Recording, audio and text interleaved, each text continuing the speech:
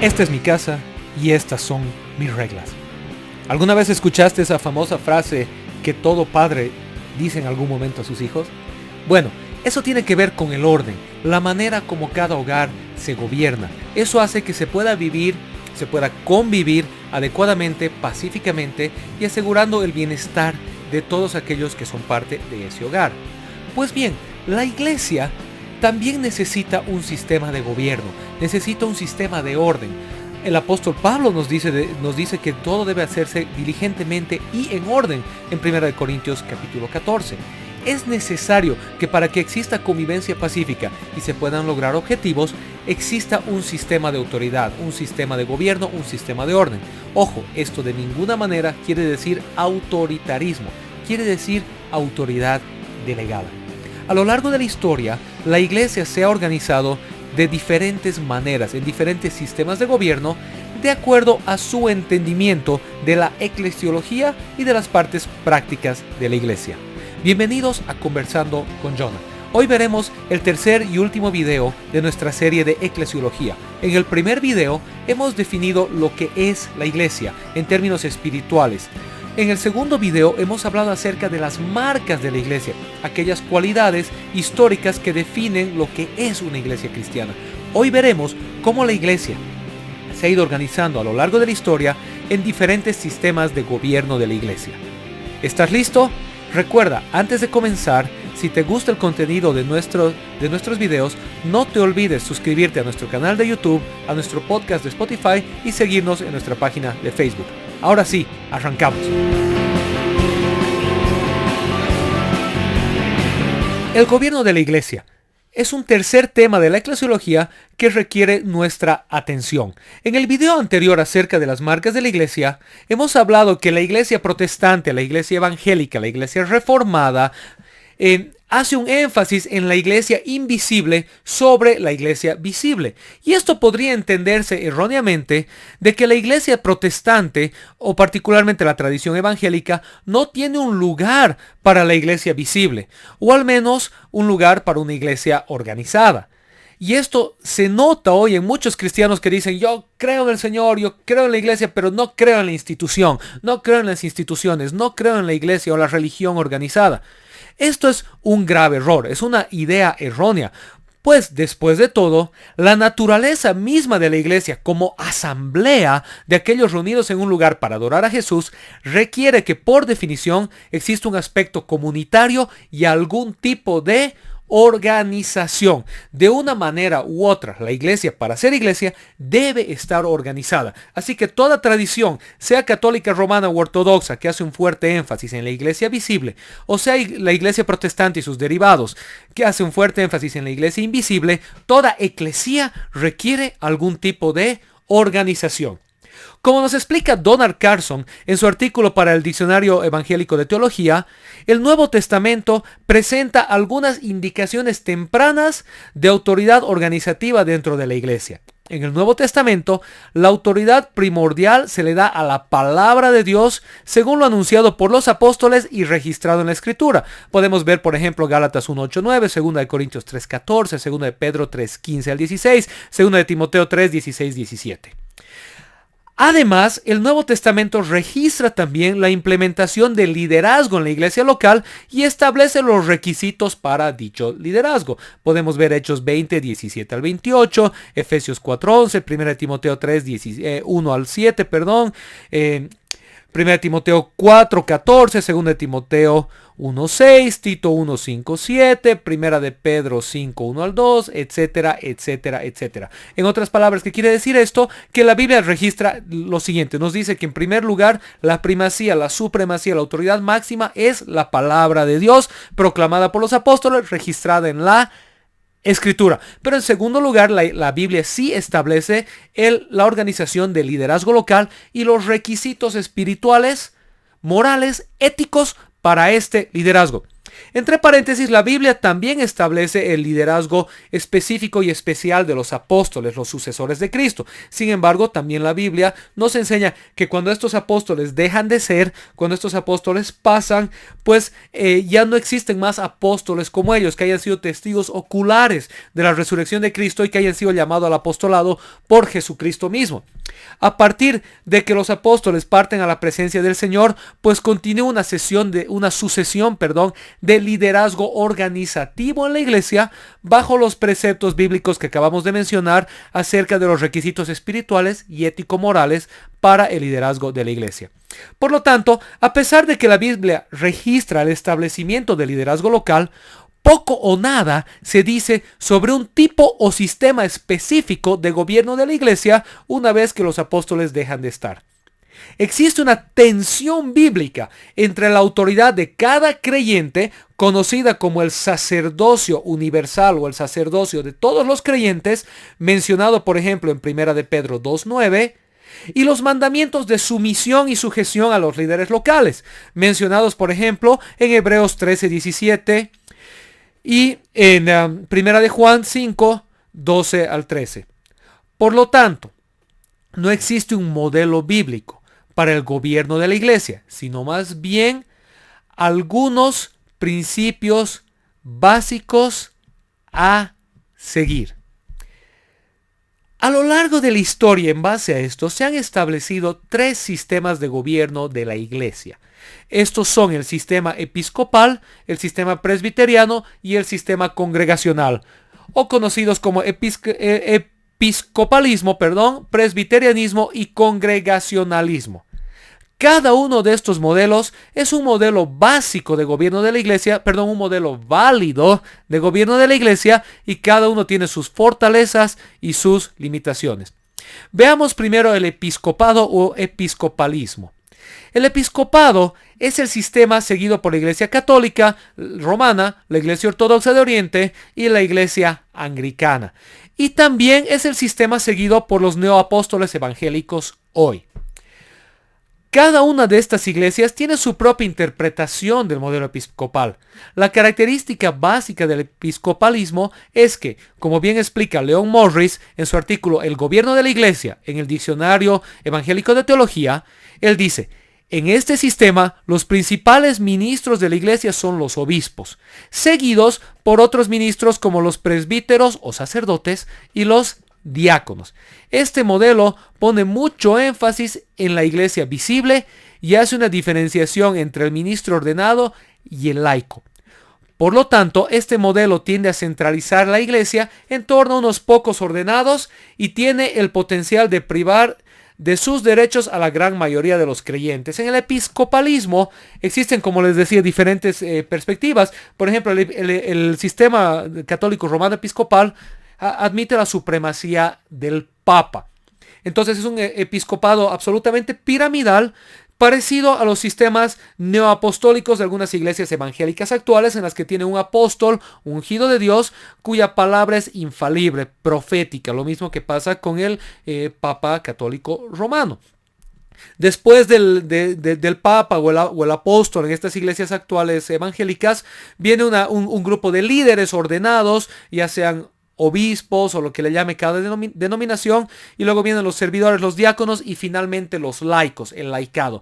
Y para que la iglesia tenga autoridad y funcione, debe funcionar en este sistema piramidal. La iglesia anglicana, la iglesia ortodoxa son más conciliares. Ellos no tienen una sola cabeza, sino tienen un concilio de obispos que sirven como cabeza conciliar, pero la esencia del sistema es igual. Existe un grupo de obispos, un grupo de presbíteros o sacerdotes, un grupo de diáconos y el resto de la iglesia. El resto de la iglesia básicamente solo participa de aquello que las autoridades más altas dicen o dictaminan. El segundo sistema está al otro extremo. El sistema episcopal es un sistema piramidal, un sistema vertical, un sistema de arriba hacia abajo. El segundo sistema es el sistema congregacional o congregacionalismo. Ese está en el otro extremo, y como nos explica Morris en el mismo artículo antes citado, este modelo enfatiza la autoridad de la congregación y está dirigido por la participación democrática y la autonomía local. La participación democrática hace que este modelo sea popular entre las iglesias posteriores a la Reforma y es particularmente común en Occidente, sobre todo en los Estados Unidos y Canadá. Sin embargo, como bien nos advierte Carson, en el artículo también antes mencionado, el enfoque democrático de este modelo deja a la iglesia a ser abierta a ser altamente politizada. Además, abre las puertas para que los creyentes inmaduros tomen la iniciativa, dejando a la iglesia vulnerable a falsas enseñanzas y errores. El sistema congregacionalista lo que hace es volcar la torta. Si bien el sistema episcopal es vertical de arriba hacia abajo, el sistema congregacional es de abajo hacia arriba. Es un sistema absolutamente democrático. Todo miembro de la iglesia tiene voz y voto y determina absolutamente todo en la iglesia. Además, este sistema es altamente localizado. En el sistema episcopal, la cabeza institucional de la iglesia dirige y tiene autoridad sobre toda esa institución o denominación a nivel global. En el sistema congregacional, cada iglesia es absolutamente independiente y su interrelación con otras iglesias es solamente por asociación accidental, por objetivos comunes, por afinidad, pero una iglesia local no tiene ninguna autoridad sobre otra iglesia local. Cada iglesia es independiente y es democrática. Esta iglesia es altamente participativa, ese es su aspecto positivo. Hace mucho énfasis en la iglesia invisible y en la autoridad universal, el sacerdocio universal del creyente. Sin embargo, ¿cuál es el peligro? Que se politice, existan lobbies de poder, que existan grupos de personas muy carismáticas que atraen personas hacia sí y causan divisiones, separaciones en la iglesia. Y que ejercen grupos de influencia o grupos de poder dentro de la iglesia. Y algunas veces estas personas no están espiritualmente maduras, sino que son personas un poco inmaduras o algunas veces con las intenciones no más puras. Al medio, entre estos dos sistemas, está el sistema presbiterial o el presbiterianismo. El modelo presbiteriano se ubica en medio de los dos y como explica Morris, en el artículo que hemos venido citando, este modelo enfatiza la importancia de los ancianos o presbíteros, al mismo tiempo que le da un lugar apropiado a la iglesia local al darles la autoridad para elegir a los ancianos. Este sistema de gobierno es complejo y consta de muchos niveles de liderazgo. No obstante, este es el único sistema que permite una adecuada coordinación entre el clero o ancianos y los laicos. Como nos explica Erickson, en el sistema presbiteriano hay una coordinación deliberada del clero y los laicos. Ambos grupos están incluidos en todas las diversas asambleas de gobierno. Ninguno tiene poderes especiales o derechos que el otro no tiene. Sin embargo, se hace una distinción entre ancianos gobernantes y ancianos docentes o clero. Además, este sistema de gobierno permite la independencia de la iglesia local, mientras que también permite mantener una conexión cercana entre iglesias. Como nos lo explica Leon Morris, las iglesias presbiterianas son independientes entre sí, pero tienen en común que aceptan normas como por ejemplo la confesión belga, el catecismo de Heidelberg o la confesión de Westminster, y que practican una forma presbiterial de gobierno eclesiástico. ¿Qué quiere decir todo eso? El sistema presbiteriano, la verdad, es un sistema bastante complejo de gobierno, pero ¿qué hace esto? Determina primero un sistema de balance, de equilibrio entre la iglesia en general, la asamblea general y el liderazgo. Si bien el sistema episcopal es altamente vertical de arriba hacia abajo y la cabeza tiene autoridad absoluta sobre la iglesia, y el sistema congregacional es de abajo hacia arriba y la asamblea tiene absoluta autoridad sobre el liderazgo, en el sistema presbiteriano se establece un sistema de gobierno balanceado, en el cual el presbiterio, los ancianos de la iglesia, el cuerpo docente de la iglesia, tiene una autoridad espiritual y tiene cierta independencia para llevar a cabo decisiones. Y estos sirven por un periodo de tiempo previamente establecido y tienen cierta autonomía de decisión. Al mismo tiempo, la asamblea general, el cuerpo general de la iglesia, tiene la capacidad de escoger a estos representantes, de escoger a estos ancianos. Por lo tanto, Si un anciano se aparta del camino del Señor o de lo correcto, pues la asamblea tiene el derecho de pedirle que se retire de esas funciones. Pero al mismo tiempo la asamblea no tiene decisión sobre cada detalle o sobre cada decisión que se toma en la iglesia, sino que también tiene el requerimiento de someterse, de sujetarse a la autoridad del presbiterio en los temas teológicos y en los temas del quehacer de la iglesia. Es el sistema posiblemente más balanceado, a la vez de ser el sistema más complejo. Que en cuanto a la interrelación de una iglesia con la otra, la iglesia congregacional es altamente localizada, la iglesia episcopal es altamente institucional, la iglesia presbiteriana también encuentra un equilibrio. Cada iglesia local es independiente hasta cierto punto, en el sentido de que cada iglesia local tiene autonomía en cuanto a sus decisiones, en cuanto a su liderazgo, en cuanto a su asamblea. Sin embargo, para ser parte de la comunidad de iglesias, esta iglesia debe adherirse a ciertas confesiones de fe, a ciertos aspectos doctrinales básicos y fundamentales. Por lo tanto, si una iglesia local quiere ser parte de la denominación más grande, debe aceptar ciertos principios de autoridad, sobre todo en temas teológicos, éticos y morales. Por lo tanto, se respeta una cierta autonomía eclesial al mismo tiempo que se mantiene una interinstitucionalidad. Este es el modelo presbiteriano, el modelo que está al medio entre el congregacionalismo y el episcopado. Bueno, el modelo presbiteriano también parece preservar la forma de gobierno del Nuevo Testamento y está en armonía con las instrucciones bíblicas de sumisión a las autoridades locales en pasajes como ya los ya mencionados, Hebreos 13:17 y 1 de Tesalonicenses 5:12. Y nuevamente lo volvemos a mencionar, 1 de Tesalonicenses 5:12-13. También el modelo presbiterial parece estar en armonía con el sistema de establecimiento de líderes locales en la Biblia. Por ejemplo, cómo se escogían los líderes en Hechos 14:13 y 1 Timoteo 5:17. Y el proceso de toma de decisiones de la iglesia en el Nuevo Testamento, por ejemplo, en Hechos 15. Entonces, este modelo, el modelo presbiterial, evita el énfasis excesivo en la jerarquía de la iglesia colocado por el modelo episcopal, al mismo tiempo que protege a la iglesia de los peligros de la democratización excesiva del modelo congregacional. Entonces, aunque cada modelo de la iglesia es válido, es vigente, es histórico, pareciera ser que el sistema de gobierno presbiteriano presenta las condiciones más favorables para la gobernabilidad y sostenibilidad de la iglesia. Y vuelvo a repetir esto, los tres modelos, el episcopal, el congregacional y el presbiteriano, son válidos, son útiles y son vigentes. Sin embargo, nosotros preferimos el modelo presbiteriano, pues parece ser el modelo más balanceado y el que más se acerca al testimonio bíblico de gobierno de la iglesia.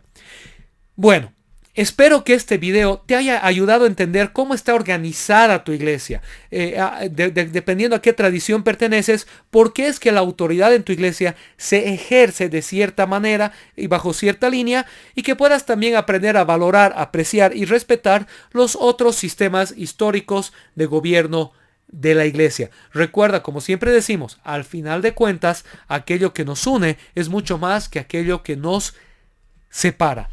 Así que bueno, espero que esta serie sobre eclesiología haya sido de bendición para tu vida, que hayas podido entender un poquito más qué es la iglesia, cuáles son las marcas históricas de la iglesia y cómo se organiza la iglesia institucional históricamente. Lo más importante es que tú pertenezcas a una iglesia, seas parte del cuerpo de Cristo, conectes con otros cristianos y crezcas en tu caminar en la fe, de la mano de Dios y junto con tus hermanos que están ahí para orar por ti, caminar contigo y apoyarte. Que Dios te bendiga. Nos vemos en un próximo Conversando con Jonah. Si este contenido es de bendición para ti, no te olvides suscribirte a nuestro canal de YouTube, seguirnos en nuestro podcast de Spotify y darle me gusta a nuestra página de Facebook y compartir el contenido con otros. Hasta una próxima ocasión. Que Dios te bendiga.